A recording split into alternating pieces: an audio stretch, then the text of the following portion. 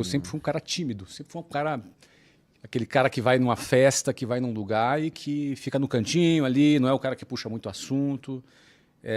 Eu, por natureza, tenho assim uma timidez que foi vencida dominada, né, ao longo do tempo por conta da minha confiança, dos meus resultados e da própria comunicação. Porque timidez não é uma coisa que você resolve, é uma coisa que você domina.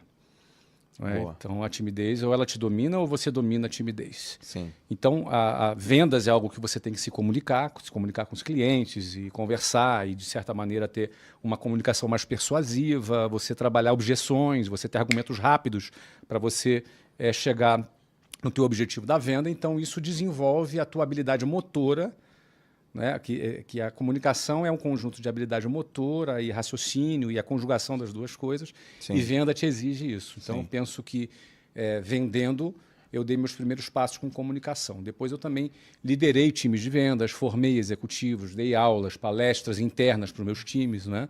Que a gente tinha que formar pessoas. Em área de vendas você forma, né? Você forma um vendedor, você forma um supervisor de vendas, forma um gerente, um diretor regional. São diversas camadas de vendas que exigem de você uma gestão dessas pessoas. Essa gestão é feita via comunicação. Não é? Então, eu diria para você que esse processo me ajudou a desenvolver a minha comunicação. E como a segunda pergunta, que foi a primeira, na realidade, como é que, a que ponto eu atribuo nossos resultados à comunicação? A comunicação é a ferramenta principal que você usa para liderar. Você lidera via comunicação. Você vai liderar pessoas, você vai liderar um time, você vai liderar... E liderar basicamente o que é? É conduzir aquela pessoa a performar. Liderar não é ser chefe, simplesmente.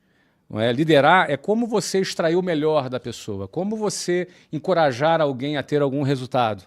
Como é que você vai, de repente, extrair daquela pessoa que é meio tímida, que ela se solte? Como é que você vai fazer com que aquela pessoa que é mais travada, que ela se destrave? Liderar é ajudar a pessoa a evoluir. E a ferramenta que você usa principal para liderar é a comunicação. Então, sim, com certeza, quando você desenvolve a sua comunicação, você ganha mais ferramentas para liderar. Acontece na tua casa, por exemplo, dos teus filhos ou da tua esposa, fala assim, Flávio, você não está dando palestra. Já aconteceu, Joel. Você aprende com o tempo a dar palestra sem a pessoa perceber que está dando palestra, entendeu? É uma técnica mais avançada, entendeu? Quando você está começando, você dá a palestra e fica, pô, cara, para de palestra, meu filho. Você está pensando que isso aqui é a palestra? Sim. Aí quando você evolui, você dá sem parecer que entendeu? Cara, direto minha esposa fala, pô, isso aqui não é uma mentoria, eu não sou seus alunos. Entendi. Eu não sou... Você não tá numa live. Pô, cara, você é meu marido. E tipo... Depois eu te dou uns toques, então. Não, você me dá uns toques. Meus filhos ainda não têm a... Não percebe ainda, né? Ainda não percebe ainda, mas eu chego lá e falo, ó, moleque, é assim, tal, desse jeito. Por que eu pensei em ganhar um primeiro dinheiro? Porque eu estava ali namorando com a Luciana e queria ter alguma autonomia com a Luciana, sair, passear, comprar um presente, ou seja, estava naquela... Eu não ia ficar pedindo dinheiro pro meu pai, até porque eu estava com a moral baixa, tinha acabado de ser expulso da Marinha. Você imagina? Aí, coitado, meu pai não tinha, minha mãe não tinha condição de ficar bancando meu namoro. A gente era de classe média baixa, então tinha cabimento. Então, você vê o que faz uma mulher na vida de um homem, né? A primeira vez que eu pensei em ganhar dinheiro foi porque eu estava namorando com a Luciana. Não estava nos meus planos de trabalhar. Sim. Tanto que na entrevista a pessoa me perguntou quais eram os meus planos e eu falei. Não, eu quero só ter uma experiência, em agosto eu começo a faculdade. Só que eu fui lá participar do processo seletivo. Quando eu fui aprovado finalmente, fui trabalhar nessa empresa, lá tinha um plano de carreira. Tá. E aquilo me cativou. Porque eu estava apaixonado pela Luciana, eu tinha 19 já aí, Luciana tinha 15, ia fazer 16 em julho, isso era fevereiro de 91. E daí o que acontece? Eu... começo a trabalhar e o motor que me moveu foi querer me casar com a Luciana. Eu queria já naquele momento me casar, sair de casa, ter uma vida independente, me casar. Aquele era o meu principal objetivo naquele momento. É óbvio que em dezembro de 92, quando eu me casei, esse objetivo foi cumprido. Sim, eu me casei em dezembro de 92. Me casei 1 ano e meio depois. Eu tinha 20 anos de idade. E ela tinha 17. E ela não estava grávida, como muita gente achava. Sim, Então pode ser. Ou esse cara é maluco ou ela tá grávida. sim. Tá, eu era maluco. Casei com 20 e ela 17. Então, aí a gente cumpriu esse meu primeiro objetivo foi cumprido. Então, ou seja, aquilo que me moveu naquele primeiro momento já não foi o que me moveu num segundo momento. Eu tive Lógico. que renovar o meu objetivo, Sim. renovar por que eu trabalhava, qual era a minha finalidade. Você vê que as nossas metas, os nossos propósitos, eles vão mudando ao longo da nossa vida. Mas é muito importante a gente entender qual é a nossa meta naquele momento, qual é o propósito que a gente tem naquele momento e a gente focar naquilo. Sim. E aquilo realmente me moveu, Joel. O amor pela Luciana foi o meu combustível inicial para, inclusive, aguentar o tranco, porque eu já falei isso muitas vezes, o tranco era muito violento. Eu acordava às 5 horas da manhã, saía 10 para as 6 de casa, pegava o ônibus lotado, até chegar no centro do Rio de Janeiro, 8 horas da manhã. Então eram 2 horas e pouco para ir, mais 2 horas e pouco para voltar, 4, 5 horas por dia em transporte público lotado. Então era um tranco muito pesado. Então, para tu aguentar aquele tranco, e meu trabalho no dia a dia era em telefone público. Tinha celular. Calor do Rio de Janeiro, na Telefone de rua. rua? Orelhão? Isso, meu filho. É Orelhão. que você falou telefone público, eu fiquei pensando, tem aquele telefoninho, tá, na Não, mesinha. é orelhão. Orelhãozão Com mesmo. ficha. Que não tinha cartão naquela época. Aquela cinzinha. Sim, ficha telefônica. Então, era uma rotina pesada. Quando dava 6, 7 horas da noite, eu não ia embora para casa nesse horário de rush, lotado, tudo lotado. E aí eu trabalhava até as 9, 10 da noite para voltar para casa. Chegava em casa meia-noite. Ia comer alguma coisa, meia-noite e 45, eu ia dormir. 5 horas da manhã, acordava de novo. Sim. Você entendeu? Ou seja, eu não acordava às 5 horas da manhã para assistir a live do Thiago Nigro. Não, meu amigo, era para pegar o ônibus lotado. Você entendeu, cara? Ônibus lotado e começar um novo dia. Então, eu penso que essa pegada inicial, que era pesadíssima, eu tinha que estar muito motivado. E o meu amor pela Luciana, meu desejo de me casar com ela era a força que me movia naquela fase da minha vida. Eu me casei, já foi bastante confortável. A gente morava logo na entrada da favela Cavalo de Aço. Não é? Na primeira noite nossa, teve um tiroteio, acho que levou 1h30 de tiroteio. A gente ficou deitado no chão, olhando para o teto, olhando para a cara um do outro, dando risada. Né, cara? Eu identifiquei fuzil, metralhadora, revólver, granada. Cara, devia ter até bazuca, meu amigo. Foi 1h30 de tiro. Eu lembro que realmente a primeira vez que eu senti assim, uma coisa, um avanço. Aqui tem um capítulo aí no meio que precisa ser considerado. É que 6 meses depois que a gente se casou, a gente foi transferido para a Venezuela. A empresa que eu trabalhava abriu uma filial na Venezuela em 1993. Era um país espetacular. A primeira vez que eu tive um celular foi na Venezuela. Ou seja, era um país muito mais avançado, rico, super qualidade de vida sensacional. Antes de ter sido destruído, óbvio. E a gente morou lá o ano de 93. Lá eu tive um conforto muito mais, porque como transferido, fiquei num apartamento bacana pela empresa, perto da empresa que a gente trabalhava. Então foi uma condição assim, 93 teve essa condição. Mas 94, quando eu voltei para o Brasil, eu voltei lá para o bairro, lá que a gente morava, fiquei lá alguns meses. Foi quando a gente alugou um apartamento em Botafogo. Ali a gente sentiu ali pela nossa própria realidade, 94. Mas era um apartamento de uns 38, 40 metros quadrados, né? Muito provavelmente menor do que o seu quarto, o apartamento inteiro. Não é? E ali foi maravilhoso para a gente. Maravilhoso, a gente aproveitou, era perto. A gente pegava o metrô, que em 5 minutos estava no centro do Rio. Foi uma qualidade de vida ali extraordinária. A gente foi muito feliz nesse apartamento, em Botafogo. Era do primeiro andar. Fazia um pouco de barulho, que os carros passavam ali em Botafogo. Quais são os critérios que você observa numa pessoa para fazer parte do teu time? Depende da área. Tá. Depende da fala uma área. Então, a gente pode pegar uma área de, sei lá, abrir mata, né? Desbravar. Desbravar. Uma área de cuidado. Perfeito. E uma área de analítica. Perfeito. Então, vamos dizer aqui, a área de vendas. Tá. Que desbrava a parte mais operacional de gestão de pessoas e a parte financeira. Perfeito. Não é? Bom, vamos começar com o time de vendas. não é? O que eu busco em pessoas que trabalham com vendas e que vai fazer parte do nosso time são pessoas que têm ambição. Nessa área, eu não estou preocupado com a experiência dele, não estou preocupado com o currículo dele, eu não estou preocupado com nada desse cara aí. Para mim, se ele tem um diploma bacana em Harvard ou se ele só tem um ensino médio completo, para mim não faz nenhuma diferença. Para esse cara de vendas. Tá bom. Tá? Por quê? Porque esse cara, os motivos deles é o principal. Para mim são o principal para minha escolha. Porque ele pode ter uma formação muito boa e não tem ambição.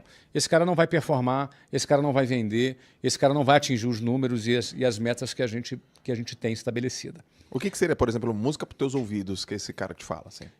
E esse cara que fala... Uma entrevista de trabalho, sim. Duas coisas. Que ele quer muito crescer, tá bom. Que está disposto a trabalhar bastante para isso e que ele está muito disposto a aprender. Esse cara tem que ser um cara humilde. O que é humilde? É um cara que é aluno. Ele quer aprender. Tá. Ele quer muito aprender. Ele tem muita vontade de crescer, disposição para trabalhar e disposição para aprender. Porque esse cara vai ser treinado, a formação quem vai dar somos nós. Nós não temos... eu fiz curso tal lugar. Tudo bem, beleza. Mas aqui é a formação que é a gente que vai dar. Sim. Porque a nossa escola de vendas eu tenho mais de 30 anos nessa escola de vendas, é uma escola, a gente enxerga a nossa empresa como uma escola de vendas, tanto é que nós temos uma sede aqui na Vila Nova Conceição, lá na Vila Nova Conceição, em São Paulo, que o nome dessa sede é a Universidade da Matrícula. É uma universidade, então a gente leva a sério essa formação na área de vendas, a gente leva muito a sério. Então ele ter ambição e vontade de aprender é o requisito principal. Música para os ouvidos é isso. Tá? Tô aqui para aprender, Flávio. E não adianta o cara falar isso porque ele ouviu agora eu falando e vai lá repetir, porque a gente também consegue distinguir. Você vê. A gente consegue distinguir o que é e o que não é. E aí também, se o cara for muito bom ator para dizer isso, na hora do vamos ver, a gente vai perceber. Porque na hora que começa a venda, você vai perceber. Ele até quer, mas qual é a resiliência que ele tem? Porque vendas é tomar não, vendas às vezes ter um cliente mal educado que desliga na sua cara o telefone. Sim. Vendas é uma coisa que exige muito emocionalmente da pessoa. Então o comportamento dessa pessoa, aí no dia a dia, o comportamento dela, como ela se mantém firme nesse mesmo objetivo, porque o cara às vezes começa cheio de gás, no terceiro dia o cara está todo mocorongo. Sim. Porque o cara não conseguiu um determinado resultado, o que é natural quando você está aprendendo. Não é? Então, em vendas é muito isso, cara. Inteligência emocional, emoção, diariamente é fundamental para um time de vendas performar. Sim. O líder de vendas tem que ser um cara que viveu vendas, não pode ser palestrinha, igual a gente estava falando aqui. Bom, e aí o que acontece? Esse é o perfil de vendas, o cara de vendas. A pessoa de operações, eu vou querer uma pessoa que seja muito organizada e uma pessoa com muita habilidade para gerir gente, gerir pessoas. Tá bom. Uma pessoa de operações. Geralmente, esse cara de operações eu não trago do mercado. São pessoas que são formadas desde baixo, desde o processo, entendeu? Eu não trago, geralmente, eu não me lembro aqui, talvez no meu time todo, não tenha ninguém de operações que eu tenha contratado no mercado. Quer dizer, quando eu digo no mercado, assim, como gerente, como diretor... Você formou. Meus diretores, todos os meus diretores das áreas operacionais são pessoas que começaram de baixo, que conhecem a operação, que tem a nossa cultura, que tem ali afinidade, sinergia comigo, com o meu time, com os outros líderes. Não é? Então, o cara de operação, a principal capacidade dele é gerir pessoas, porque é um motor de gente, o motor são as pessoas. Já no financeiro, a gente trabalha muito com o mercado. Porque é uma área mais commodity, uma área mais comum, é uma área que se replica no mercado. Então, contabilidade, toda essa área de controladoria, um gerente financeiro. A gente até tem uma formação de base, mas a gente pega muita gente técnica, um CFO, um diretor financeiro, é uma parte mais técnica. Não é? Então, aí é uma área que a gente vai olhar muito, em último plano, olha assim currículo, olha experiência, mas principalmente o que esse cara realizou, do que ele participou, se ele participou de um M&A, se ele participou de um IPO, se ele participou de aquisições, fusões, enfim. Não é? Qual é a experiência que ele teve, que aí ele pode agregar ali no nosso time. Né? Área de tecnologia, mesma coisa. Tecnologia, por exemplo, a gente olha o que o cara realizou. Que às vezes o cara tem um diploma, mas não realizou. Às vezes o cara não tem um diploma, mas realizou muito. Porque tecnologia, hoje em dia, as linguagens, elas mudam tanto, é tudo tão dinâmico na área de tecnologia, que o que o cara está realizando e já realizou, naquilo que ele está trabalhando naquele momento, conta mais. Eu nunca penso, Joel, que meu filho tem que fazer o que eu faço. Eu penso que ele tem que ter sucesso naquilo que ele quer fazer. Ai, cacete. Entendeu? Saquei. Eu não quero que ele me suceda. Eu quero que ele faça o que quiser da vida dele com sucesso. Eu não quero que ele me suceda. Eu quero que ele tenha um sucesso grande. Ele tenha uma sucessão. Aí o que ele vai fazer? Não importa, cara. Eu quero ser artista plástico. Vai ser. Eu quero ajudar a preservar as baleias. Vai ser. Vai trabalhar numa ONG. Você trabalhou numa ONG? Trabalhei. Começou a tua vida assim? Sim. Então, eu quero trabalhar ajudando meninos de rua. Vai fazer o que ele quiser. Ele tem que fazer o que quer fazer. Eu penso que grande parte das empresas são sucedidas, muitas não são bem sucedidas. Até quebram, até fracassam. Porque, primeiro, nem sempre o teu filho vai querer fazer e vai se interessar por aquilo que você quer. Nem sempre ele vai ser competente nas mesmas áreas que você é competente. Às vezes ele vai ser em outras. Perfeito. E por que impor isso? Esse é o dilema de muitas famílias, muitos jovens, né? Eu penso que... Eu gosto da ideia da liberdade, da pessoa poder escolher o que ela quer fazer, aprender a fazer. Sim. E por aí vai, né? Você curte ler, cara? Se curte, você tá lendo o quê? Cara, não tô lendo nada nesse momento. Eu gosto de ler, sim. Mas leio muito menos do que gostaria. Né? Mas eu leio mais de forma esporádica, porque eu sou muito mais pesquisando, faço muito mais pesquisa sobre aquilo que eu estou vendo no momento, que eu gosto de fazer no momento. E estudando o fenômeno, como funciona esse fenômeno da polarização, a gente vê que as redes sociais têm uma participação muito grande nisso, porque os algoritmos te oferecem só aquilo que você quer ver. Então você acaba polarizando mais. Aí eu vi 2 documentários na sequência. Um é o Dilema das Redes, que fala isso com profundidade, mas tem um outro muito interessante, que era Beyond the Curve, que era, não sei como é que é em português, a tradução é Além da Curva, né? Uhum. Mas que era um documentário sobre grupos que acreditam que a Terra é plana. E um documentário muito interessante porque ele mostra os bastidores de como é o processo de você acreditar em alguma coisa na internet, por mais idiota que ela seja. Uhum. Não é? Não que eu esteja dizendo que Terra plana é alguma coisa idiota, mas não que eu não esteja dizendo também. Certo. Não é? Mas, de qualquer forma... Eu acho que eu já vi esse documentário. Netflix? Não me lembro se foi Netflix. Talvez sim. É Beyond the Curve. Sensacional como é o processo, a experiência que foi feita no final, como ele termina... mas como é esse processo? Esse processo me interessa muito porque me interesso muito por como as massas elas se comportam, né? Como é esse processo de movimento de massa e como ele acontece, que é um fenômeno muito interessante. Então então vou te indicar um de fenômeno de massas. Qual? Caraca, velho, dos tiranos. Pega aí o nome. Como ser um tirano, como liderar como um tirano. Netflix. Bom, vou ver. Esse é só de movimento. Como se tornar um tirano. Bacana. É sobre como que os movimentos de massa eles ocorrem, só que na tirania, assim. Eu acho que isso tem muito a ensinar.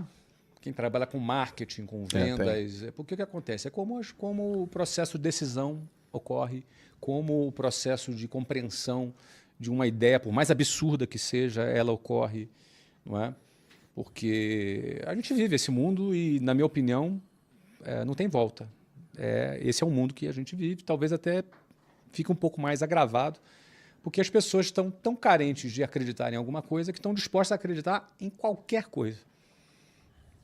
Então, isso é um alerta para nós, para todos nós, aqui para mim, para você que está ouvindo, para todos nós, porque às vezes a gente acha que não está envolvido num processo de massa, mas às vezes está. Uhum. Então é muito interessante, eu gosto muito. Se você tivesse a oportunidade de mandar uma mensagem E essa mensagem vai ser traduzida para todo mundo no do planeta Terra inteiro. 7 bilhões de pessoas.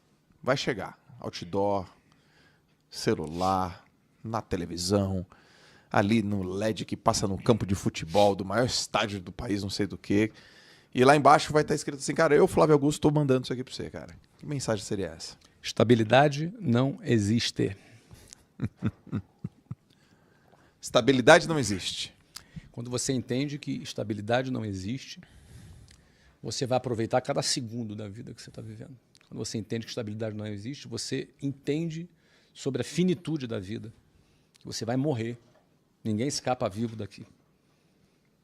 Quando você entende isso, você vai estar muito mais próximo de entender a sua insignificância, Ok. e da sua necessidade de se conectar com algo mais que tenha mais significado.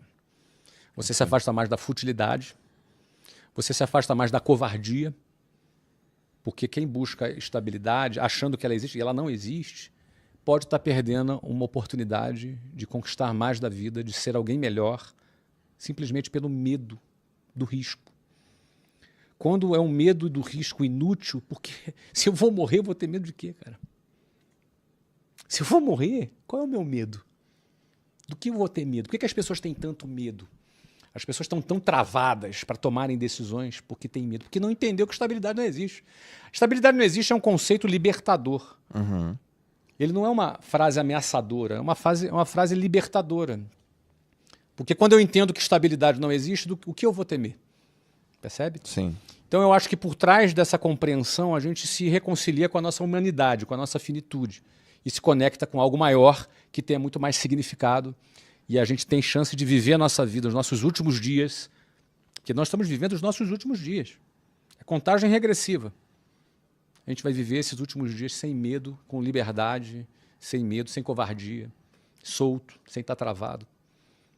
Então eu penso que por trás de estabilidade não existe, tem aí uma gama de muitas coisas, que inclusive nos liberta do sistema, né? Que o sistema tenta nos convencer que a gente tem garantias. Uhum. Não é?